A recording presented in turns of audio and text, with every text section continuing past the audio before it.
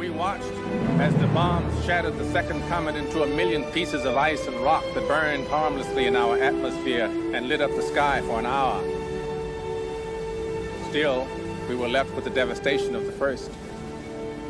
The waters reached as far inland as the Ohio and Tennessee valleys. It washed away farms and towns, forests and skyscrapers. But the water receded. The wave hit Europe and Africa too. Millions were lost. Countless more left homeless. But the waters receded. Cities fall, but they are rebuilt. And heroes die, but they are remembered.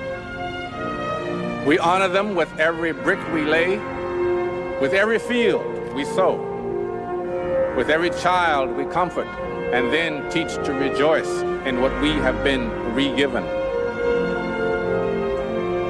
Our planet, our home.